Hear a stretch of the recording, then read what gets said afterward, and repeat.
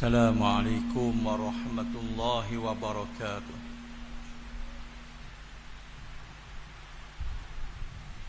Alhamdulillahi rabbil alamin. Wal 'aqibatu lil muttaqin wala 'udwana illa 'alal zalimin. Asyhadu an la ilaha illallah wahdahu la syarikalah. وأشهد أن محمدًا عبده ورسوله. اللهم صل وسلم وبارك على سيدنا محمد وعلى آله وصحبه أجمعين. أما بعد.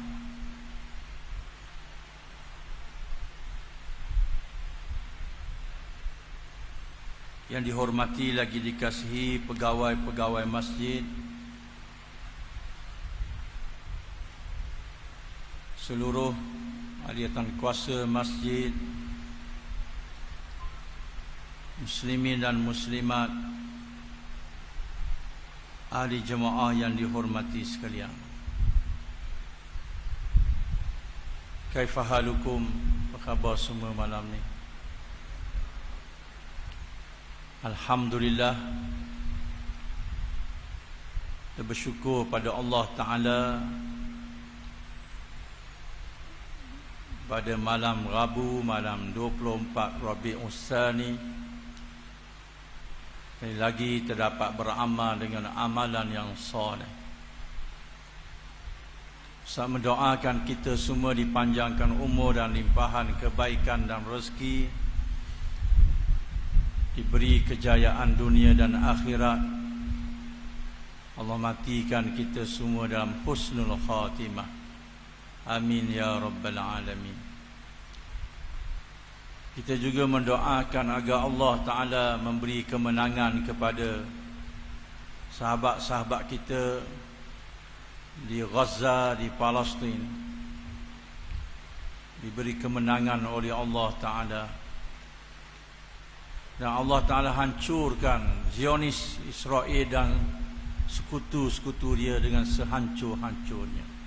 Amin ya rabbal alamin. Muslimin dan muslimat yang dihormati sekalian, kita sambung kuliah kita dalam muka Syifatul Qulub ini yang bab silaturrahim.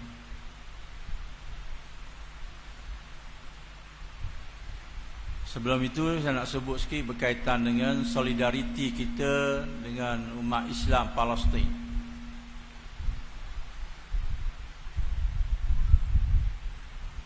Kepada kita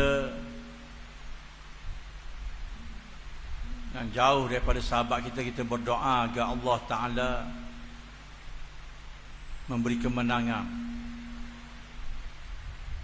Kita berdoa mudah-mudahan kita termasuk di kalangan sahabat-sahabat yang mendapat saham yang sama,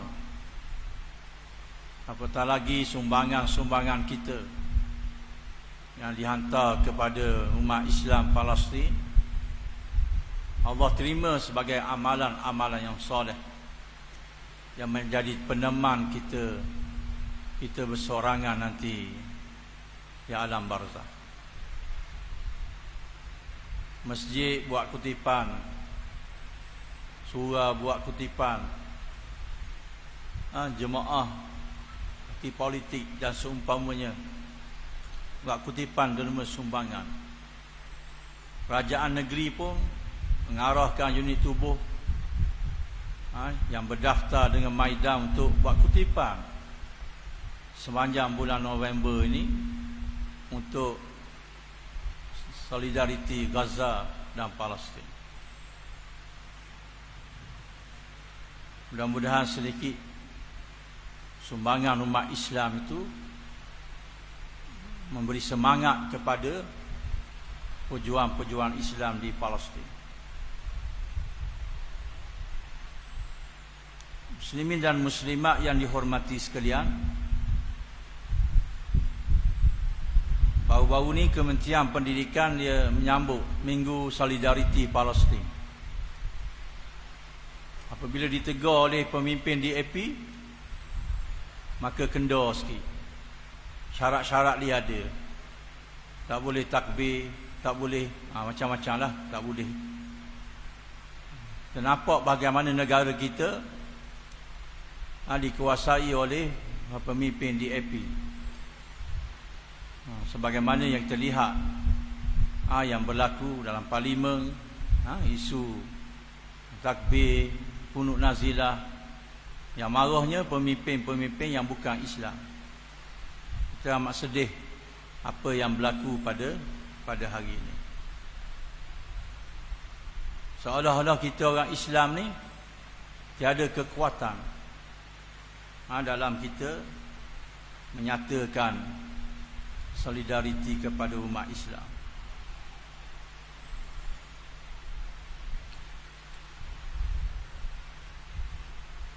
Termasuk kuliah kita, iaitulah silaturrahim. Pada bulan yang lepas kita dah baca satu ayat mana Imam Ghazali petik dalam surah An-Nisa ayat pertama. Wattaqullaha alladzi tasaaluna bihi wal arham innallaha kana 'alaikum raqiba.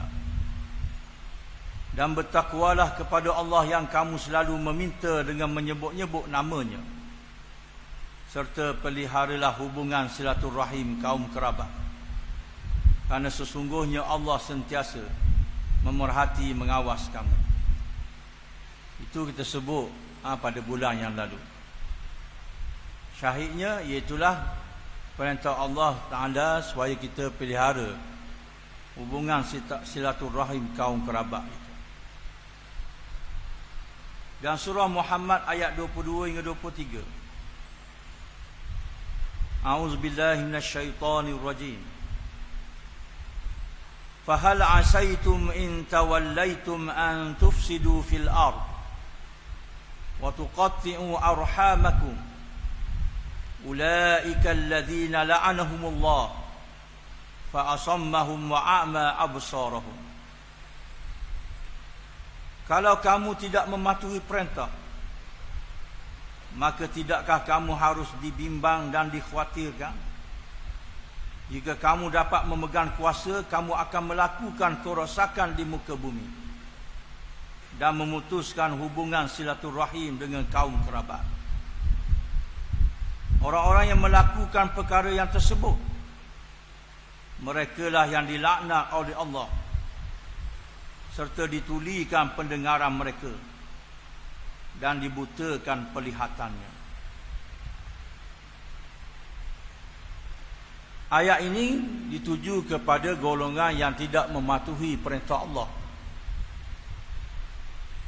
Bila dia memerintah dengan zalim dan memutuskan silaturahim. Bila memerintah zalim, kemudian jadi ego, takabur, sombong, anak beranak tak kenal, memutuskan silaturahim.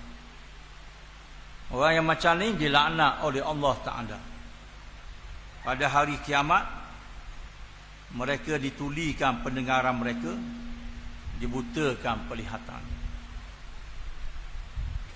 Seterusnya firman Allah Ta'ala, وَالَّذِينَ يَنْقُضُونَ عَهْدَ اللَّهِ مِنْ بَعْدِ مِيثَاقِهِ وَيَقْطَعُونَ مَا أَمَرَ اللَّهُ بِهِ أَنْ يُوصَلَ وَيُفْسِدُونَ فِي الْأَرْضِ أُولَئِكَ لَهُمُ اللَّعْنَةُ وَلَهُمْ سُوءُ الدَّارِ.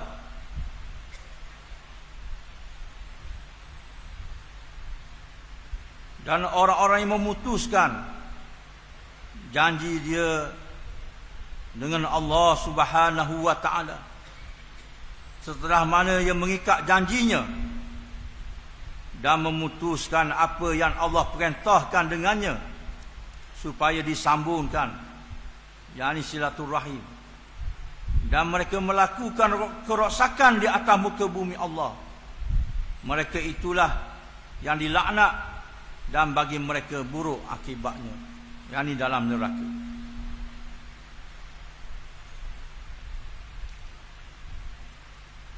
Muslimin dan muslimat yang dihormati sekalian, Imam Al-Bukhari dan Muslim meriwayatkan hadis dari Abi Hurairah radhiyallahu anhu. Rasulullah sallallahu alaihi wasallam bersabda bahawa Allah Taala menciptakan makhluk hingga setelah selesai berdirilah Al-Rahim dan berkata, inikah maqam yang berlindung kepadamu dari pemutusan? Firman Allah Ta'ala, benar. Apakah engkau redha agar aku menyambungkan hubungan dengan orang yang menyambungkanmu dan memutuskan hubungan dari orang yang memutuskanmu? Tentu itu semua adalah untukmu. Firman Allah Ta'ala. Kemudian Rasulullah sallallahu alaihi wasallam bersabda, jika kamu mahu, bacalah ayat, fahal asaitum in tawallaitum an tufsidu fil ard wa tuqatti'u arhamakum ulaika alladhina la'anahumullah fa asammahum wa a'ma absarahum. Kalau kamu tidak mematuhi perintah, maka tidaklah kamu harus dibimbang dan dikhuatirkan. Jika kamu dapat memegang kuasa, kamu akan melakukan kerosakan di muka bumi dan memutuskan hubungan silaturahim dengan kaum kerabat. Orang-orang yang melakukan perkara tersebut, merekalah yang dilaknat oleh Allah, serta ditulikan pendengaran mereka dan dibutakan pelihatannya. Hadis ini adalah hadis sahih yang menceritakan bagaimana kita dilarang melakukan kezaliman dan dilarang memutus hubungan silaturahim kaum kerabat kita.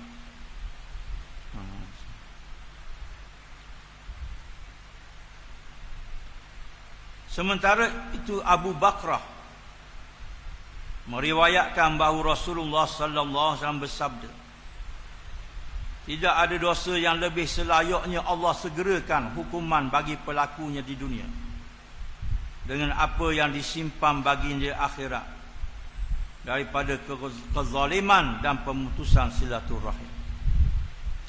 Ini dosa yang disegerakan balasan oleh Allah Ta'ala. Allah Ta'ala timpakan kesulitan-kesulitan, kepayahan, akhiran yang tidak baik kepada orang yang melakukan kezaliman dan memutuskan silaturahim. Al-Bukhari dan Muslim juga meriwayatkan,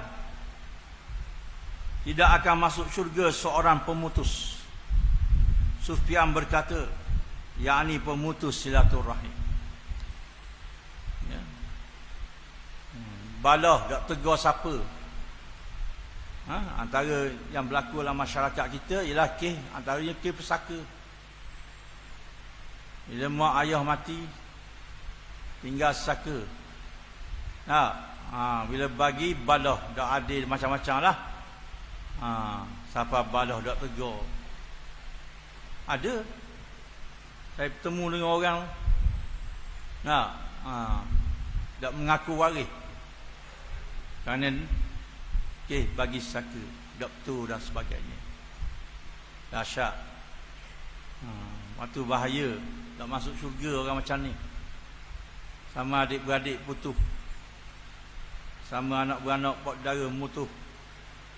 Ini tak betul. Kita jangan jadi macam yang seperti yang disebut ini. Kerana hadis ni hadis sahih yang menceritakan tentang perkara ini. Sebab itulah orang yang sambung silaturahim besar pahala dia.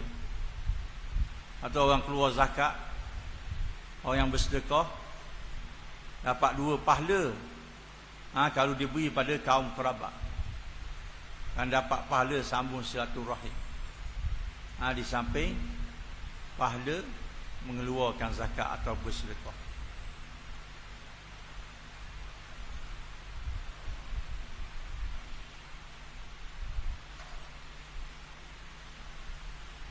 Imam Ahmad dengan sanad para perawi yang siqah meriwayatkan amalan-amalan anak Adam diangkat ke langit setiap hari Khamis dan malam Jumaat. Tidaklah diterima amalan pemutus silaturahim. Amalan pemutus silaturahim tak diterima. Diangkat pada hari Khamis. Kalau hari Khamis orang berpuasa, banyak kelebihan dia. Amalan dia diangkat. Kemudian doa dia pula mustajab. Doa yang tak ditolak ialah doa orang yang berpuasa sehingga dia berbuka.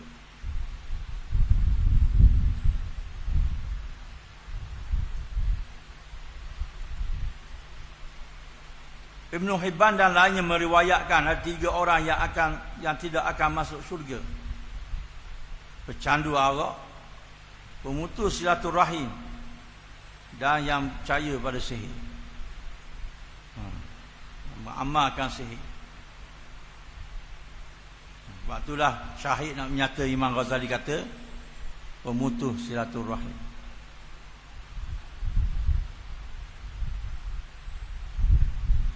Secara ringkas Ahmad Ibn Abi Dunya dan Al-Baihaqi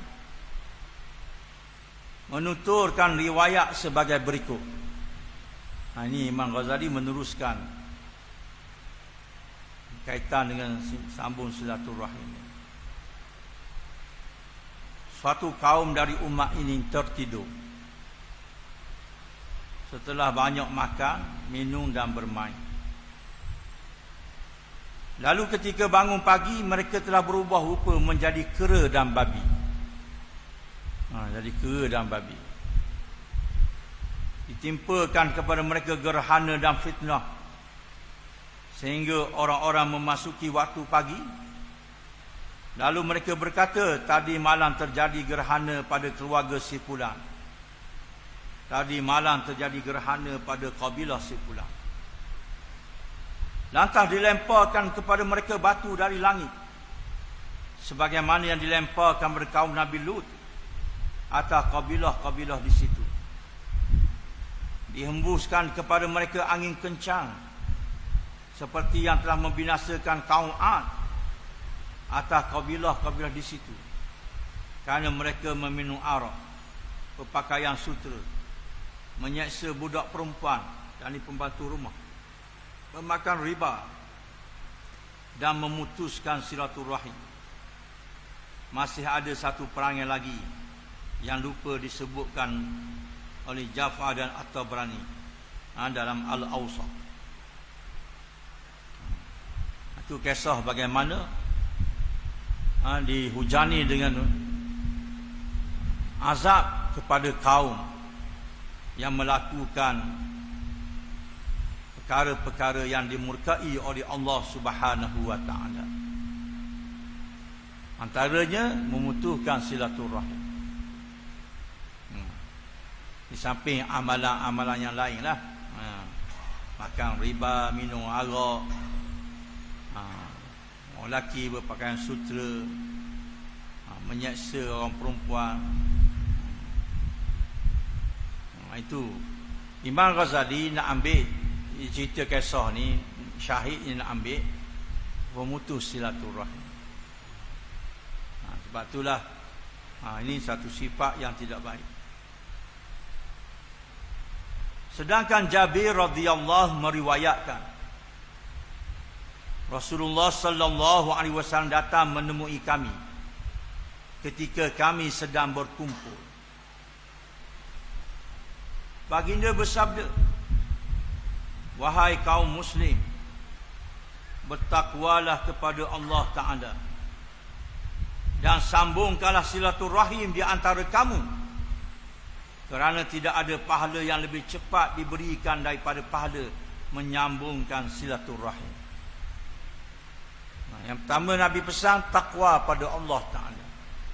Ya, takwa pada Allah Ta'ala. Takwa ni buat yang Allah perintah, tinggal yang Allah larang, kemudian menyambung silaturahim. Berhati-hatilah kamu terhadap kezaliman, kerana tidak ada hukuman yang lebih cepat ditimpakan daripada hukuman atas kezaliman. Zalim ni Zalim ni meletakkan sesuatu tidak kena pada tempat dia. Berhati-hatilah agar jangan menderhakai orang tua. Kita jangan menderhakai orang tua. Kalau ayah kita masih ada, kita kena hormat ayah kita. Beri kasih sayang kepada ayah kita. Bantu, tolong. Apatah lagi ada ibu. Lebih daripada itu lagi. Apatah lagi ada dua-dua. Maka jangan sekali-kali kita menderhakai orang tua kita. Lagi ia masih hidup ataupun sudah meninggal, kena buat baik. Kita nak balas tak dapat, kita nak balas jasa mak ayah kita. Mak ayah kita masih ada. Kalau mak ayah kita dah meninggal, doa untuk dia. Buat kebajikan untuk dia. Wakaf untuk dia. Banyak perkara. Buat baik kepada kawan, orang tua kita, dan sebagainya.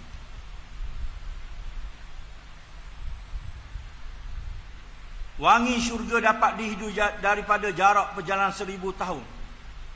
Tetapi Allah tidak akan memberikannya kepada penderhaka terhadap orang tua, pemutus silaturahim, orang tua penzina, dan orang yang sombong. Kerana kesombongan itu, orang yang sombong itu, kerana kebesaran itu hanya milik Allah, Tuhan semesta alam. Kali sambung. Sebab tu orang yang derhaka pada orang tua tak boleh bau syurga. Orang yang pemutus silaturahim tak boleh bau syurga. Orang tua yang penzina tak boleh, tak bau syurga. Dan juga orang yang sombong, takabur. Nabi kata apa? Al-kibru batarul haq. Sombongan itu menyebabkan orang itu menentang kebenaran. Nak layan Quran ni, nak layan pendapat dia je. Quran tolak. Sombong dengan ayat Allah Ta'ala. Sombong dengan hadis Nabi sallallahu alaihi wasallam. Orang tegur suruh semayang, sombong. Pandai aku kubur suku-suku kan. Peduli. Sombong. Dengan perintah Allah. Dengan ayat Allah Ta'ala. Kemudian pemutus silaturahim, tak mengaku saudara mara, tak tegur siapa dengan adik-beradik.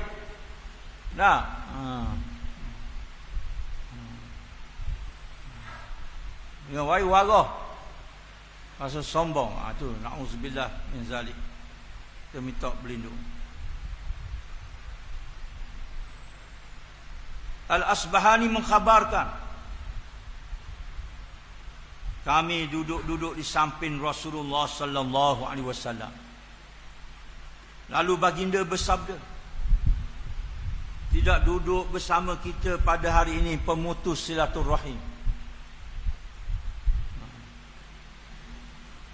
Pemutus silaturahim. Nabi khabar. Mana tak boleh duduk bersama Nabi pemutus silaturahim. Tiba-tiba seorang pemuda berdiri dari kumpulan itu. Ia pergi mendatangi makciknya. Di antara dia dan makciknya telah terjadi perselisihan. Ia meminta maaf kepada makciknya dan makciknya pun memaafkannya. Kemudian dia kembali ke majlis Nabi sallallahu alaihi wasallam. Kemudian Nabi Muhammad sallallahu alaihi wasallam bersabda, rahmat tidak akan turun kepada kaum yang di mana ada pemutus silaturahim. Menunjukkan kepada kita Islam mengajar hubungan yang baik antara keluarga dan kaum kerabat. Hebatnya Islam ajar, Islam didik kepada kita. Bayangkanlah kalau kita sekapung ni anak beranak belaka, bagaimana kita melaksanakan apa yang diperintah oleh Nabi sallallahu alaihi wasallam. At-Tabarani juga meriwayatkan para malaikat tidak akan turun kepada kaum yang ada padanya pemutus silaturahim.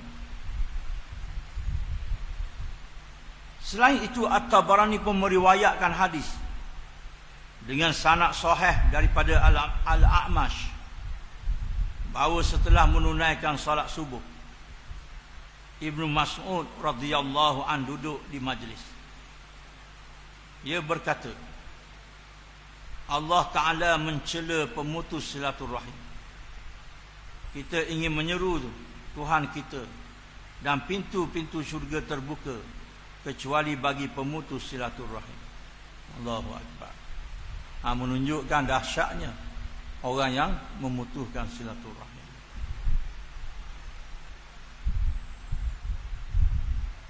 Sedangkan Al-Bukhari dan Muslim meriwayatkan bahawa Ar-Rahm bergantung pada arash seraya berkata, barang siapa yang menyambungkanku, Allah Ta'ala menyambungkan hubungan dengannya. Barang siapa yang memutuskannya, Allah memutuskan hubungan darinya. Syahidnya nak menyatakan bahawa pentingnya kita hidup menjalinkan hubungan silaturahim.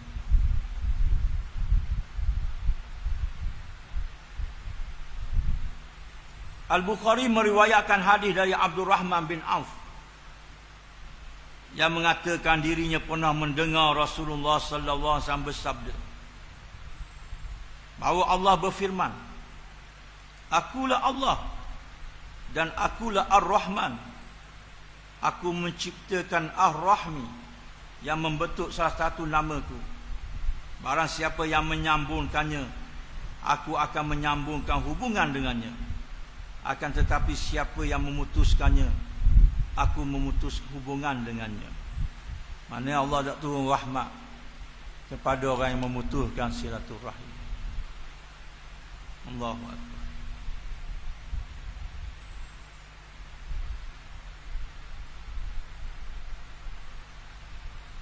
Di tempat yang lain, Ahmad melalui sanad yang baik dan kuat, dan Ibnu Hibban dalam sahihnya meriwayatkan bahawa rahmi itu adalah cabang dari Ar-Rahman. Ia berkata, Tuhanku, aku diputuskan. Tuhanku, aku diperlakukan dengan buruk. Tuhanku, aku dizalimi. Lalu dijawab, tidakkah engkau reda kalau aku menyambungkan denganmu orang yang menyambung kamu dan memutuskan dari siapa yang memutus kamu?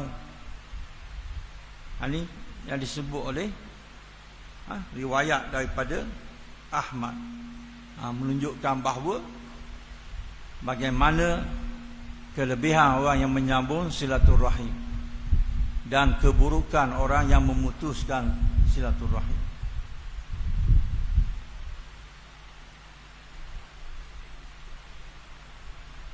Al-Bazzar melalui sanad hasan meriwayatkan bahawa Ar-Rahmi itu adalah sesuatu yang bergantung pada arash dan berbicara dengan bahasa yang fasih. Ya Allah, sambungkanlah orang yang menyambungkanku dan putuskanlah orang yang memutuskanku. Allah Ta'ala entah menjawab, aku adalah Ar-Rahmanur Rahim. Aku membentuk Ar-Rahmi daripada namaku. Barang siapa yang menyambungkannya, aku menyambungkan hubungan dengannya. Akan tetapi barang siapa memutuskannya, aku memutuskan hubungan dengannya.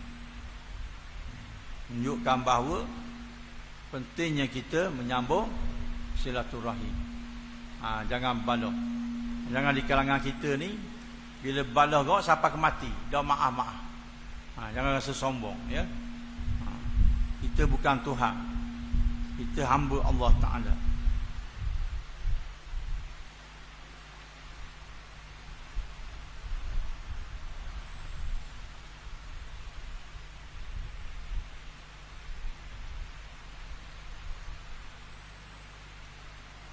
Al-Bukhari dan Muslim meriwayatkan, barang siapa yang beriman kepada Allah dan hari akhirat, sambungkanlah silaturahim. Barang siapa yang beriman kepada Allah dan hari akhirat, hendaklah ia berkata baik atau diamlah. Sebab itulah ciri orang yang beriman ni ialah orang yang bersaudara, yang menyambung silaturahim. Ciri orang yang beriman, orang yang berkata dengan perkataan yang baik ataupun diam saja. Bukan jenis fitnah, bukan jenis mengumpat, bukan jenis mengutuk, bukan.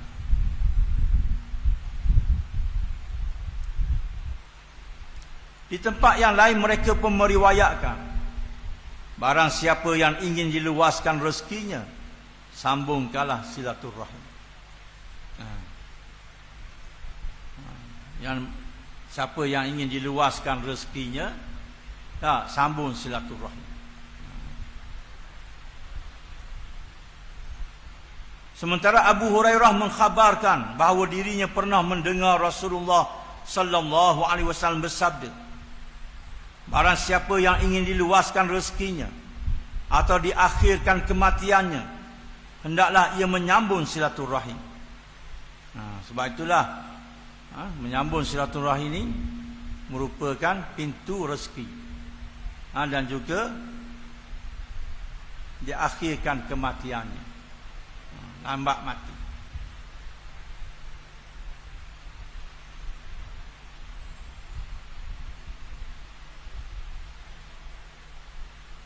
Al-Bukhari dan At-Tirmizi meriwayatkan, pelajarilah nasab kamu yang kamu hubungkan silaturahim, kerana silaturahim adalah kecintaan dalam keluarga, kekayaan dalam harta, dan perakhiran dalam kematian, yakni kerananya bertambah usia. Ini merupakan orang yang tahu akan nasabnya. Dia berhubung dengan keluarga dia. Maka kita kena muhasabah lah, ya. Kadang-kadang orang ni dia payah sekarang ni. Kita nak kenal, kadang anak beranak sendiri pun payah. Dia tak pergi mari dah. Itu kena kelemahan kita lah. Padahal bukan orang lain, sepupu sepapa. Siapa tak kenal. Ni kena muhasabah. Atau orang Arab dia pelajari bab nasab keturunan ni sampai tetih, jauh banyak. Kita dah banyak. Tak rapat mana. Kalau pergi raya dah bawa anak. Dah anak tak mau pergi, duduk main game. Kalau bawa pula sampai rumah orang dah sibuk dengan handset. Bukan nak berkenalan antara satu sama lain, anak beranak. Itu orang zaman learning lah. Itu cabaran orang zaman learning untuk beramal dengan hadis Nabi sallallahu alaihi wasallam. Bukan bab ni sajalah, banyak bab lain. Cabaran yang hebat dalam kita mentarbiyah dan mendidik anak-anak kita. Hadis-hadis Nabi banyak, kita dah baca dah banyak. Tapi nak melaksanakannya itu menghadapi cabaran-cabaran yang hebat. Cabaran dia masa dah seumpamanya kelalaian kita lah. Bagi contoh hadis Nabi, Iqra'ul Quran fa innahu ya'ti yaumal qiyamati syafi'an li ashabi. Bacalah Quran, sesungguhnya Al-Quran itu akan datang pada hari kiamat wi syafaat pada orang yang baca. Itu baru baca. Ini tak pernah baca Quran. Jadi kita kena baca, tiap hari tu kena baca Quran. Itu kelemahan kita, kalau tak baca kita lalai. Kalau kita baca, alhamdulillah. Ini penting dalam hidup kita ni. Ini kelemahan-kelemahan kita lah apabila kita meninggalkan perintah Allah Ta'ala dan perintah Nabi sallallahu alaihi wasallam. Walaupun ia sunat, tetapi cabaran dia. Nak sebut alhamdulillah. Berapa kali kita sebut alhamdulillah? Tak. Nak sebut sekali tu payah. Sebab itulah perkara-perkara berkaitan dengan zikir dan sebagainya. Sebab tu kita kena muhasabah, mengingatkan diri kita sentiasa supaya apa? Tidak lalai daripada perkara-perkara yang menyebabkan penyesalan kita pada hari akhirat nanti.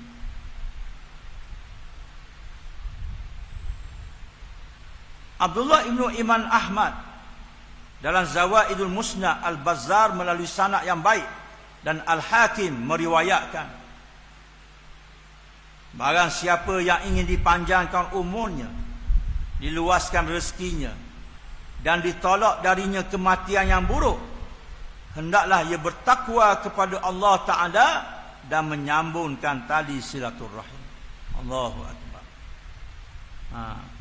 Pertama, takwa pada Allah. Dua, tambung silaturahim. Takwa pada Allah, hubungan dengan Allah Ta'ala. Silaturahim, hubungan dengan manusia. Hubungan dengan manusia. Ya ayyuhalladzina amanu qu anfusakum wa ahlikum nara. Wahai yang beriman, jagalah dirimu dan ahli keluargamu daripada azab api neraka. Maknanya mesti ada hubungan dengan kekeluargaan. Ini penting.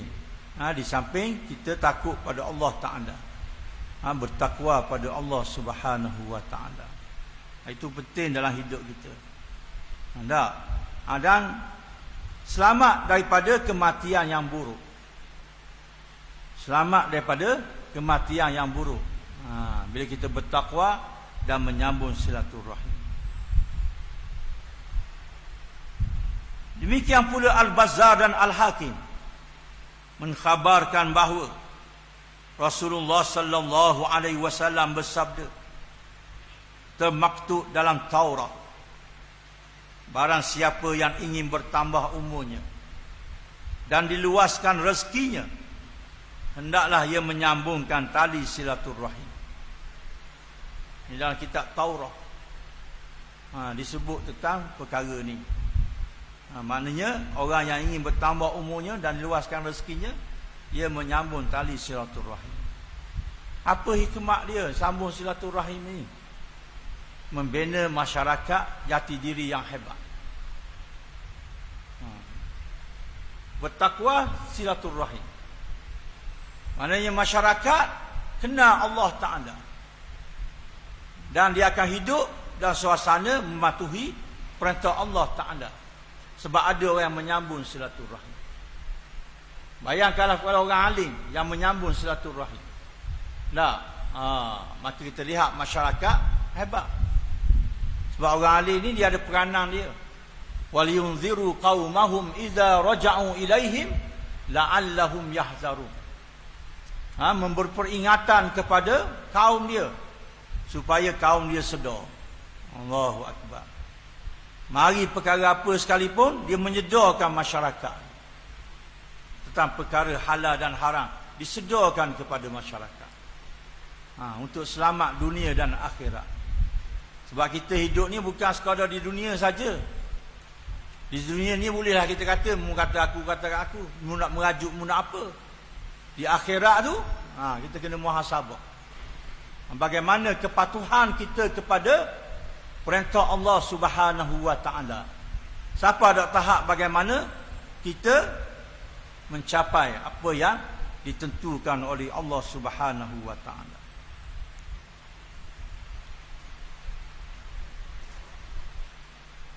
Seterusnya Abu Ya'la berkata, yang ni kita sambung pada kuliah yang akan datang insya-Allah. Mudah-mudahan Allah Subhanahu Wa Ta'ala memberi kekuatan kepada kita untuk terus istiqamah dengan amalan-amalan yang soleh. Antara amalan yang soleh, sembahyang berjemaah, menghadiri kuliah. Masjid kita susun dah kuliah tiap-tiap hari, kita menghadiri kuliah. Duduk dalam majlis ni boleh pahala dah. Tak kira dengar ke tak tidur ke apa, duduk dalam majlis ni, niat iktikaf boleh pahala dah. Yang bimbang. InsyaAllah. Wallahu a'lam. Bismillahirrahmanirrahim. Alhamdulillahirabbil alamin. Wassalatu wassalamu ala asyrafil anbiya'i wal mursalin wa ala alihi wa sahbihi ajma'in. اللهم اجعلنا من الذين يستمعون القول فيتبعون أحسنه. اللهم اغفر لنا ذنوبنا ولوالدينا وارحمهم كما ربونا صغارا، ولجميع المؤمنين والمؤمنات والمسلمين والمسلمات الأحياء منهم والأموات برحمتك يا أرحم الراحمين. ربنا آتنا في الدنيا حسنة وفي الآخرة حسنة وقنا عذاب النار. صلى الله على سيدنا محمد وعلى آله وصحبه وسلم والحمد لله رب العالمين. السلام عليكم ورحمة الله وبركاته.